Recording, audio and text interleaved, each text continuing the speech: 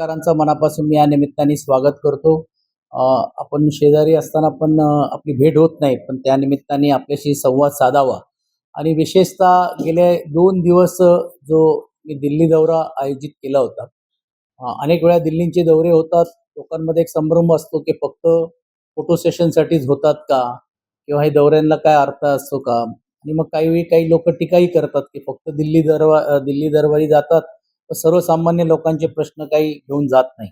आणि त्याचा एक भाग म्हणूनच काल माननीय लोकसभाचे अध्यक्ष ओम बिर्लाजींशी संवाद साधण्याची मला संधी मिळाली आणि त्यामध्ये माननीय अध्यक्ष विधानसभा, माननीय उपसभापती आणि उपसभापती या नात्याने मी असेन. कॉमनवेल्थच्या बाबतीतलं पण एक आंतरराष्ट्रीय स्तरावरचं संमेलन हे राज्यामध्ये करावं अशीतली एक आग्रही विनंती मी त्यांना करण्याचं काम केलेलं, की जेणेकरून राज्याचं एक वेगळं महत्त्व आहे.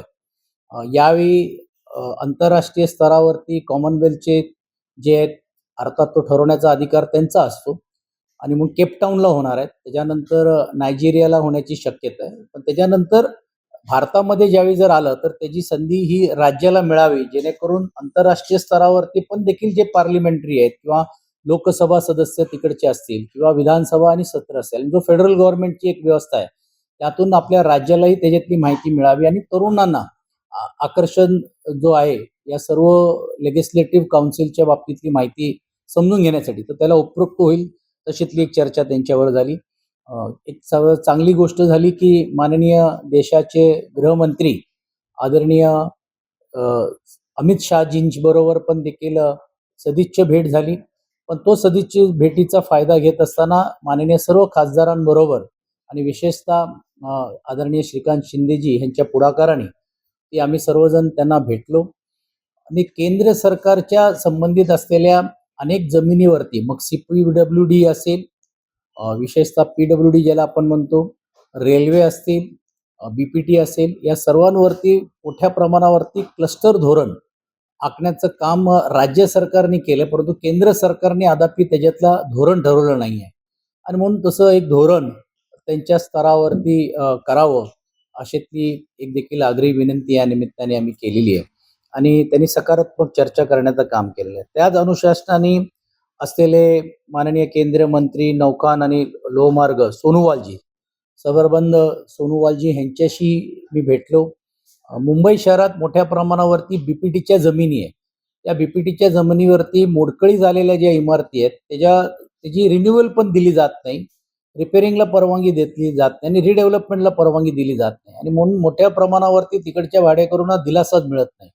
तशीच परिस्थिती त्यांच्या तिकडे असलेल्या झोपडपट्टी वासियांची पण आहे. विशेषतः वरळीमध्ये BPT कॉलनीच्या बाजूला जनता कॉलनी म्हणून आहेत.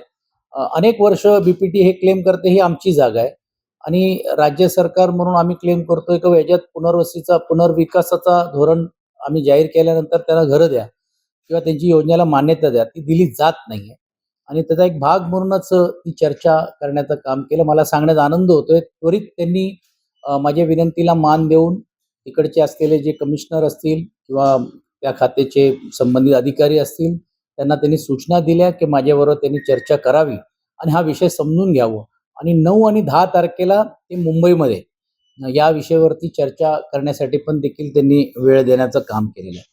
आपल्याला सर्वांना माहिती आहे की माननीय रेल्वे मंत्री अश्विनी वैष्णवी यांनी देखील एक चांगलं सकारात्मक निर्णय आमच्या विनंतीला मागणी जी आमची होती मान्य करून सावंतवाडीला पण देखील ट्रेन सुरू करावी आणि चाकरमान्यांसाठी एक मोठा दिलासा द्यावा, या दृष्टिकोनातून त्यांनी तो निर्णय घेतला होता.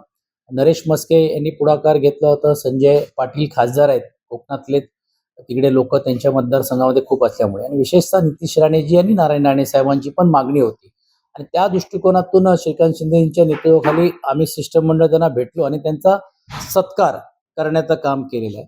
त्याचबरोबर मुंबईतली वाढणारी एकंदरीत लोकसंख्या आणि जे बंदिस्त असलेले जे ट्रेन ह्याची घोषणा झाली, पण अजूनही देखील ते होत नाही आणि तुम्ही बघितलं असेल की एक प्रकार जो दुर्दैवाने एकाचा हत्या जी झाली त्या दृष्टिकोनातून पण देखील सुरक्षा वाढवण्याचं काम त्यांनी केलं पाहिजे. अनेक स्टेशनला अपग्रेड करण्याचा निर्णय जरी झाला असेल तरी देखील तो अद्यापही पूर्ण झालेला नाही आणि म्हणून त्याचा एक भाग म्हणून महालक्ष्मीचं पण अपग्रेडेशन व्हायला पाहिजे. सरकते जिने हे मिळालं पाहिजे, ही माझी त्यांना आग्रही विनंती होती. तशी सूचना त्यांनी CRMला देण्याचं काम केलेलं आहे. आणि विशेषतः ओव्हरहेड जे ब्रिजेस आहेत त्याला परवानगी रेल्वेकडनं खूप उशिरा मिळते आणि म्हणून अनेक जे प्रकल्प आहेत हे रखडलेले आहेत. त्याचीही देखील दखल त्यांनी घ्यावी म्हणून आग्रही विनंती आम्ही त्यांना केली होती. आणि लोअर परळचं नाव, आता हा लोअर परळ राहिला नाहीये. बघितलं असेल अनेक विकासाने तर त्याला अपर वरळी नाव दिलेलं आहे. काय नाव असावं नसावं खूप लोकांची वेगवेगळी मागणी आहेत. राजश्री शाहू महाराजांचं नाव द्यावं किंवा अन्य काही नावं पण पुढे येत आहेत. पण म्हणून ते देखील त्याच्यात मी सूचना केली की तुम्ही जसं इतर स्टेशनना नावं बदल केलेले आहेत, तसं तो लोअर परळच्या बद्दल पण देखील आपण केलं पाहिजे. सर्वात महत्त्वाचा विषय म्हणजे मुंबई शहरामध्ये आणि देशामध्ये जे गिरणी कामगारांचा जो विषय होता, त्यात NTC नॅशनल टेक्सटाईल कॉर्पोरेशनची गिरण्या कोविडच्या नंतर बंद झालेल्या आहेत आणि चालू असलेल्या गिरण्या बंद केलेल्या आहेत. म्हणून ते केंद्र सरकारला याच्याबद्दल काहीतरी सुस्पष्ट धोरण अद्याप केलेलं नाहीये. कारण तिकडे 50% कामगारांना बसून पगार दिला जातो आणि आमची सर्वांची मागणी होती की आम्हाला बसून नाही, तुम्ही मिल चालू करा आणि आम्हाला 100% पगार द्या किंवा एकदा याचा काहीतरी निर्णय घ्या. मग ते जॉईंट व्हेंचरच्या माध्यमातून असेल, स्वतः चालवण्याच्या बाबतीत असेल किंवा प्रायव्हेट करण्याच्या बाबतीत असेल. आणि म्हणून महाराष्ट्र राज्यामध्ये बार्शी असेल, मुंबईत असेल किंवा अमरावतीला असेल आणि देशामध्ये पण देखील एकूण 160 गिरण्या जे आहेत आणि त्यात हजारो कामगार जे आहेत हे असेच बसून आहेत आणि त्यांना रोजगार उपलब्ध होत नाही. आणि म्हणून ते वस्त्रोद्योग मंत्री गिरिराज सिंग जी यांना मी भेटण्याचं काम केलं आणि त्यांना सांगितलं की याच्यात सुस्पष्ट धोरण हे का आपण दिलं जात नाही. आणि त्यांनी तत्वतः मान्य केलं की जे तुम्ही ज्या भूमिका मांडल्या त्या गोष्टी खरी आहेत. कारण NTCच्या चाळी जे आहेत, गिरण्यांचे ज्यामध्ये जे NTCच्या वरती असलेले चाळी ह्याच्याबद्दल पण धोरण दिलं जात नाही. राज्य सरकारच्या वतीने माननीय मुख्यमंत्री आणि उपमुख्यमंत्री यांनी सूचना केल्यानंतर त्या विभागाचे सचिव आसिम गुप्ताजी यांच्यावर पण मी बैठक घेतली आणि NTCनी हा विषय हा राज्य सरकारला द्यावा. म्हाडा स्वतः या रिडेव्हलपमेंट करायला तयार आहेत आणि त्याच्यातला जो हिस्सा काय असेल खासगी विकासकाला न देता म्हाडा त्यांना तो हिस्सा द्यायला तयार होईल. अशातलं एक पत्र पण देखील देण्याचा तत्वतः आमचा ठरलं होतं. ती माहिती पण देखील गिरिराज सिंगजींना दिली आणि त्यांनी ती बाजू मान्य केली आणि त्यांनी सांगितलं की स्टेट टू स्टेट गव्हर्नमेंट आणि सेंट्रल गव्हर्नमेंट जर एकत्रित येत असेल तर आम्ही तो प्रस्ताव विचार करू आणि दोन्ही प्रस्ताव कॅबिनेट समोर आणण्याचा पण देखील त्यांनी सुतोवाच आम्हाला केलेला आहे. आणि श्रीकांत शिंदेजींनी पण त्यांनी सांगितलं की शिंदेसाहेबांनी माननीय मुख्यमंत्री महोदयांचं पण एक पत्र देशाच्या पंतप्रधानांना लिहून लवकरात लवकर कॅबिनेटमध्ये पण देखील तो विषय आणण्याचं काम आम्ही करणार आहोत. उद्योग मंत्री, वाणिज्य मंत्री आदरणीय पियुष गोयलजींकडे पण चर्चा झाली. संजय पाटीलजी जे आज लोकसभे मतदारसंघामध्ये मोठ्या प्रमाणावरती सॉल्ट पॅन लँड ह्याच्याबद्दल धोरण राज्य सरकारने विनंती केल्यानंतर त्यांच्या मंत्रालयाने करण्याचं काम केलेलं आहे.